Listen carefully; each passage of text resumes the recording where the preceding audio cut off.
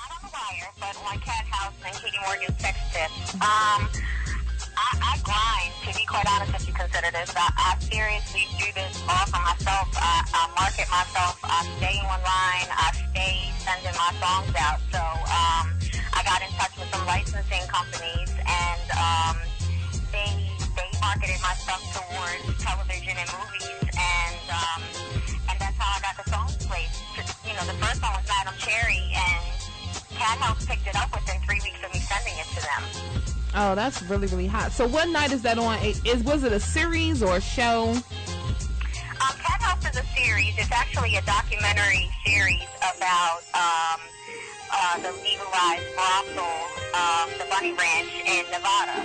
Oh, I didn't know it was called Cat. Yeah, I've seen that before. Okay. So tell everybody, when does that air?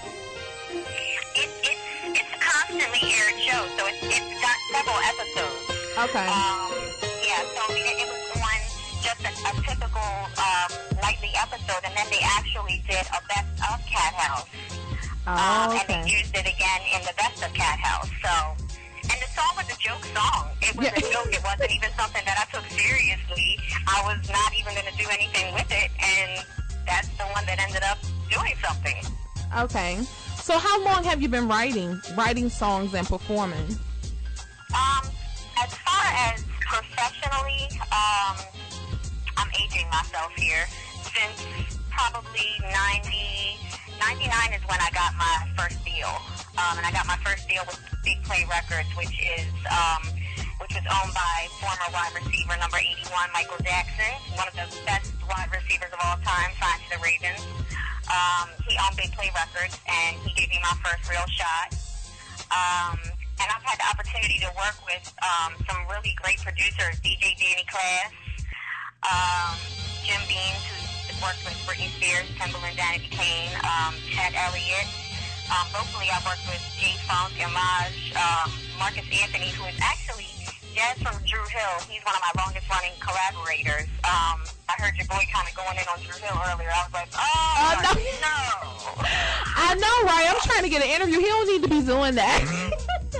I like that new song, though. That new song was cute, but... Yeah, and the album comes out in July, so, you know, we'll see what happens with that. I have immense trust in them, but Jazz's younger brother, Marcus G-Man, he is a phenomenal producer, so, you know, he's done a lot of my tracks. C-Flow, G Major, Mozart, Bobby Smith and TZ, Breeze, Samir Singletary. I mean, the local production crew that I've worked with has just been awesome, and I'm getting ready to start working with Mike Trom, he's actually a videographer. He did the new Ty Gutta video. He's a crazy producer as well, so we're getting ready to start collaborating on some things too. All right, so with the range of songs that you sent me, it seems like your musical influence is everywhere, but who are some of the people that you admired growing up, listened to it, or even now?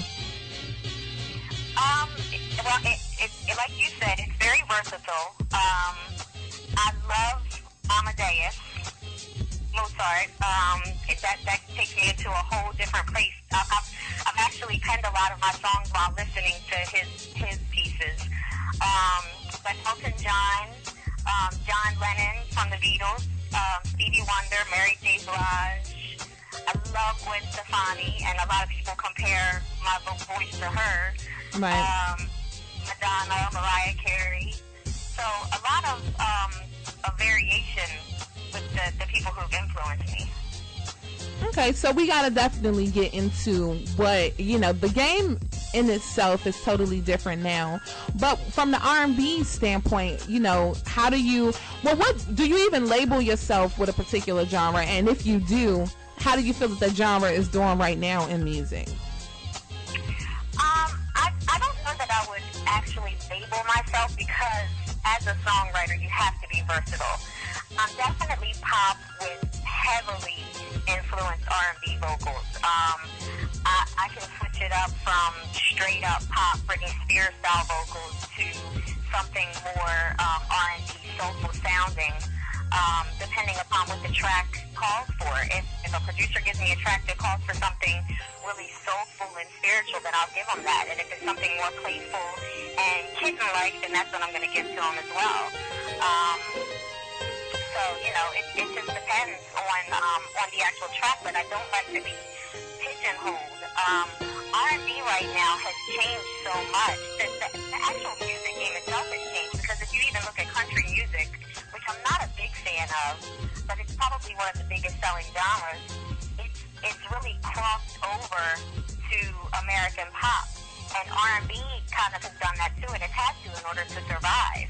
If you look at artists like Rihanna and Chris Brown, and even down to Kanye and Diddy, they're singing. Right. They're not really singing, but auto-tune's doing it for them. But they're making it work, and they're making it hot. Whether they're singing or not, that's debatable. But it's hot, and people are buying it, so you have to respect that. Okay, so far with you being in the game 10 years now, how do you feel as though, what has been your most successful moment, or even an aha moment? Honestly, probably getting Madam Cherry placed on the Cat House show, because it really showed me not to doubt anything that I do, because it's always those things that take you out of your element that end up being what everybody else thinks is hot. Because for so long, I was trying to be that Tina Marie white girl. I grew up in the projects, and I listened to R&B. That's what I grew up on. And I used to wow everybody by walking around singing Tina Marie songs. and I used to rap. I mean, that was my thing as a teenager. I wanted to be the first white girl rapper. And so I used to rap. And something struck me one day and said, stop it. Nobody wants to hear that. No one cares about a white girl rapper. And I had the vocal skills to sing anyway, so I just kind of stuck with that. Right. But today, I think I guess my aha moment was when I said, step outside of that box, stop trying to do the whole Tina Marie thing, and find comfort in what everybody else is listening to, and don't try to be so different. Maybe fit into the mold. Maybe, breaking out of the mold means actually breaking into the mold.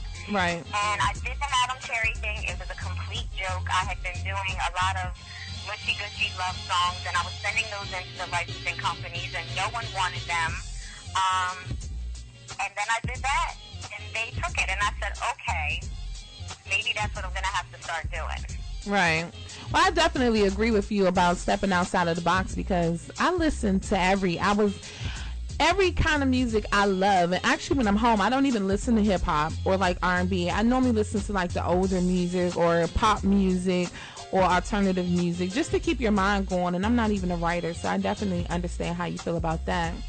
But if you weren't writing or singing or hooks for somebody, what would you be doing? A lot of community-based programs. I'm a sociology major in school, and I actually work in a Baltimore City High School.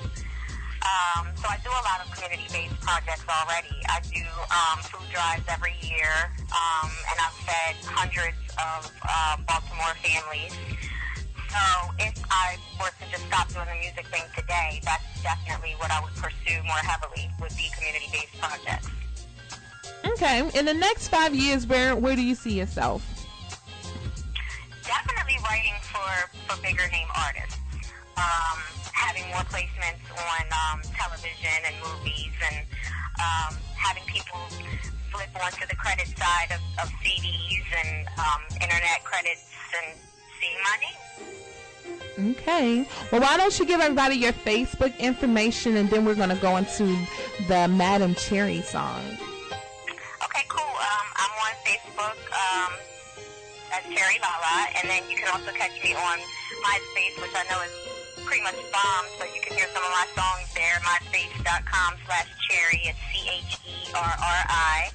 And I'm also on Twitter, Cherri Lala, CHERRILALA. Okay, and even though you said the song was a joke, it's really, really hot. So, I don't know. Maybe you go ahead and introduce your song, Madam Cherry. Okay, it's as it is, Madam Cherry. It's a song about a teacher by day, dominatrix at night.